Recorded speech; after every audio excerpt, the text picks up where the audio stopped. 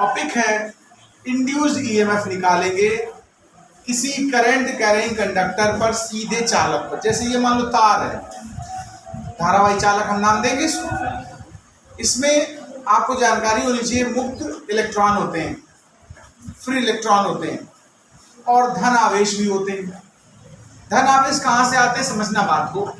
जिन atom से, जिन परमाणुओं से इलेक्ट्रॉन निकल के अंतरा आणविक आकाश में आ जाता है, वो परमाणु तो धनावेश हो जाएगा कि नहीं, बताओ भाई। भाई जिस परमाणु का इलेक्ट्रॉन बाहर निकल आया तो इलेक्ट्रॉन बोला जाएगा फ्री इलेक्ट्रॉन, मुक्त इलेक्ट्रॉन, और वो परमाणु बोला जाएगा धनावेश। अब मैं अपने मन से यहाँ पर एक चुंबकीय क्षेत्र मान ले रहा हूं। ये चुंबकीय क्षेत्र है जिसकी तीव्रता ऊर्ध्वाधर लंबवत नीचे की ओर है, इसको हम बोलते हैं ऊर्ध्वाधर। ये बोर्ड के अंदर ऐसे परपेंडिकुलर है बी, आपको बताया भी होगा, डॉट बी बाहर की तरफ और ये इनवर्ड होता है। तो ये बी आपका लगा, इसको इनवर्ड कह सकते हैं। ये हमने बी अपने मन से लेफ्ट किया हुआ। इसी बी के अंदर कोई धारावाही चालक है, ये हमारा कोई चालक है, ऐसे मैंने एक चालक बना। इस सिरे का नाम जे और इस सिरे का के, और इसे हम दाईं ओर राइट साइड v वेलोसिटी से खींचते ले जा रहे हैं, गति करा रहे हैं, मूव करा रहे हैं। यहां पर आया तो मूविंग, मूविंग लिखा, गति कराई जा रही है। अगर ये जो चालक है वो चल रहा है, अगर तार घसीटा जा रहा है v वेग से, तो क्या इसके अंदर आवेश होंगे? वो नहीं चल रहे होंगे भाई, उसी के अंदर है। और ट्रेन चलेगी तो पैसेंजर चलेंगे ही चलेंगे भाई। तो इसके अंदर जो आवेश उपस्थित है वो भी चल रहे हैं। और जब कोई आवेशित कण या आवेश चुंबकीय क्षेत्र में गति करता है, मैग्नेटिक फील्ड में गति करता है, तो उस पर एक बल कार्य करने लगता है। पढ़ाया मैंने, उससे हम बोलते हैं लॉरेंज बल। यानी इसके अंदर जो इलेक्ट्रॉन होंगे, जो धन आवेश होंगे, उन पर लॉरेंज बल काम करने लगेगा। लॉरेंज बल का सूत्र क्या होता है, मैं उसकी बात करता हूं। F और M बोल दो। M मतलब मैग्नेटिक, चुंबकीय बल कहलाता है। QVB साइन थीटा क्या होता है? QVB sine theta. इसके अगर दिशा ज्ञात करनी हो कभी किस ओर कार्य करेगा, तो हम फ्लेमिंग के बाएं हाथ का नियम प्रयोग करते हैं। मैंने वहां पढ़ाया, जब लॉरेंज बल पढ़ाया तो बताया था। अब थोड़ा यहाँ पर मैं दर्शाना भी चाहता हूँ एक्चुअली। जैसे चलो अभी दिशा और निकाले, देखें ऋण आवेश पर किस ओर ये बल लग रहा है। मैं चेक कर लेता हूँ फिर बनाता हूँ। तो देखिए थीटा परपेंडिकुलर है, 90 है, क्योंकि बी देखिए अंदर की तरफ है, बी की दिशा देखो, और वेग किधर है? इधर। इनके बीच एंगल कितना है देखो आप ध्यान से, 90 बन रहा है कि नहीं बन रहा? यहाँ पर थीटा का मान 90 है, यहाँ थीटा बराबर 90 डिग्री, तो बल का मान आ गया QVB। इसकी दिशा पता करनी है मुझे। फ्लेमिंग के बाएं हाथ के हिसाब से सुनिए ध्यान से।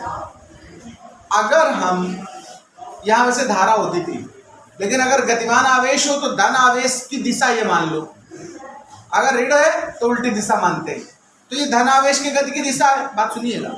ये चुंबकीय क्षेत्र की दिशा है, तो ये बल की दिशा होगी। हमने इस आवेश को धन आवेश मान लिया कि यहाँ कोई धन आवेश है चालक के अंदर, तार के अंदर, हम उस पर बल निकालना चाहेंगे, उसकी दिशा निकाल लें। ऋण आवेश उसकी उल्टी ओर बल प्राप्त करेगा, तो ये धन आवेश है, ध्यान देना। और ये इधर को गतिमान है, देखो वेग के साथ इधर जा रहा कि नहीं, और बी अंदर की तरफ लगा हुआ, तो बल की दिशा क्या आ गई? ऊपर। ये धन आवेश के लिए चेक किया है। अगर धन आवेश में ऊपर को बल लगेगा तो ऋण आवेश में नीचे को लगेगा। तो जो यहाँ पर धन आवेश होंगे उनमें ये बल ऊपर की ओर प्राप्त किया जाएगा, चुंबकीय बल। लेकिन जो ऋण आवेश होंगे उनमें ये बल नीचे की ओर प्राप्त किया जाएगा। बताओ भाई जी, FM मतलब लॉरेंज बल। अब मेरी बात सुनिए, जो धन आवेशित होते हैं एटम, वो चालक के अंदर जाल के रूप में एक दूसरे को जकड़े रहते हैं। परमाणु लैटिस पढ़ाओ शायद आप लोगों ने केमिस्ट्री में, क्रिस्टलोग्राफी टॉपिक है। परमाणु एक दूसरे में बंधे रहते हैं, उनके बीच में थोड़ी जगह खाली होती है, जो इलेक्ट्रॉन मुक्त होता है वो उन जगहों में टहलता है। तो देखो गति करेगा इलेक्ट्रॉन कौन, लेकिन धन आवेश गति नहीं कर सकता है। तो धन आवेश तो बेचारा बल जरूर लगेगा उसके ऊपर क्यों, लेकिन वो जा नहीं पाएगा, अपनी जगह छोड़ के वहीं बना रहेगा। लेकिन यहाँ जितने ऋण आवेश होंगे वो इलेक्ट्रॉन है, वो जरूर गति करेंगे और वो धीरे धीरे खिसक करके नीचे ड्रॉप होने लगेंगे। बताओ, बात सुनिए, धन आवेश गति नहीं कर पाएगा, इसलिए मजबूरी है वो जहां है वहीं रहेगा। लेकिन जितने ऊपरी सिरे के, जे सिरे के मुक्त इलेक्ट्रॉन है, ऋण आवेशित इलेक्ट्रॉन है, वो धीरे धीरे नीचे की ओर आने लगेंगे, क्योंकि उन पे बल इधर लग रहा है।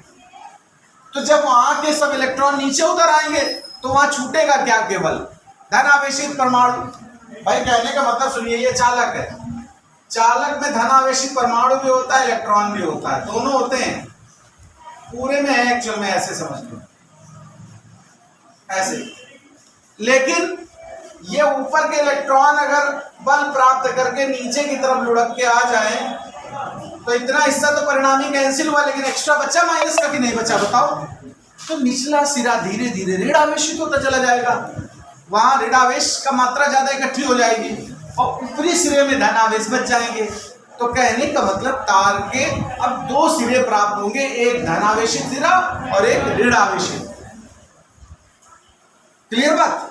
तो यानी जे, ये जो जे सिरा है वो पॉजिटिव चार्ज बचेगा और जो के सिरा वो निगेटिव हो जाएगा। अब जरा बात समझना, जो जे और के सिरा है, मैं यहां समझा रहा हूं दोबारा से उस चीज को, ये ऋण आवेशित हो गया, सॉरी ये धन आवेशित हो गया, ये ऋण आवेशित हो गया, ऐसी परिस्थिति आएगी अंत में। आप जानते हो अगर दो अलग अलग आवेश इकट्ठे हो जाएं, इसको ध्रुवण बोलते, दो ध्रुव टाइप का बन जाता है, तो यहां पर एक विद्युत वाहक बल पैदा होता है। ये विद्युत वाहक बल जो बनेगा,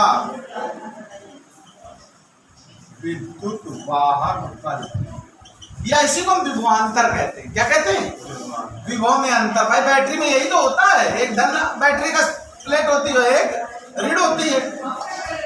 तो विभवांतर अगर प्राप्त करना है और वैद्युत क्षेत्र की बात, अच्छा वैद्युत क्षेत्र भी पैदा होगा। वैद्युत क्षेत्र की दिशा मैंने आपको याद है कैसे बताई थी, धन आवेश से ऋण आवेश की ओर, याद है, धन से बाहर और ऋण की ओर। यहाँ अगर वैद्युत क्षेत्र की बात करूं तो वैद्युत क्षेत्र की तीव्रता इस दिशा में पैदा होगी कि नहीं, बताओ। और अगर वैद्युत क्षेत्र की तीव्रता पैदा हो रही है तो मैंने एक सूत्र पढ़ाया था कि E बराबर V/L, तो यहाँ पर वोल्टेज भी तो V पैदा होगा। अगर वैद्युत क्षेत्र की तीव्रता E जन्म ले रही है तो वोल्टेज भी जन्म लेगा यहाँ पर, तो E बराबर होता है V/L। अच्छा, साथ ही साथ जब वैद्युत क्षेत्र पैदा हो गया, इलेक्ट्रिक फील्ड जन्म ले चुका है, तो फिर उसमें ये आवेश है, वैद्युत क्षेत्र होने की वजह से यहाँ वैद्युत बल कार्य करने लगेगा। अब यहाँ पर इन आवेशों पर, इन इलेक्ट्रॉनों पर वैद्युत बल भी कार्य करेगा। अब मैं बात करता हूं वैद्युत बल की। वैद्युत बल जो होगा उसे Fe नाम देंगे। E बराबर है बटे Q होता है, yes. तो F बराबर Q इंटू E, तो इसका मान हो गया Q इंटू E। ये हमारा चुंबकीय बल था और ये वैद्युत बल है। धीरे धीरे करके जब ज्यादा से ज्यादा ऋण आवेश नीचे आ जाएंगे उतर के, तब साम्य अवस्था प्राप्त होगी, एक बैलेंस पोजीशन प्राप्त होगी। ऐसी स्थिति में जितना चुंबकीय बल लगा है उतना ही वैद्युत बल होगा अंतिम स्थिति में। तो साम्य की स्थिति में, साम्य अवस्था पर जो Fm है वो Fe के बराबर होगा। Fm का मान रख लीजिए QVB, Fe का मान QE है और E का मान क्या है, V/L है। Q से Q तो यहाँ कट जाएगा, तो VB is equal to V/L, तो V is equal to VBL। अब सुनिए, अगर कभी कोई न्यूमेरिकल ऐसा आता है जिसमें कहा जाए लंबाई का कोई तार है और इतने चुंबकीय क्षेत्र में गतिमान है, V वेग से जा रहा है, तो उस पर चुंबकीय क्षेत्र निकालो, या वोल्टेज दिया ना हो, वोल्टेज निकालना हो और V दिया हो, तो आप इस सवाल का, इस फार्मूले का इस्तेमाल वहां पर करेंगे।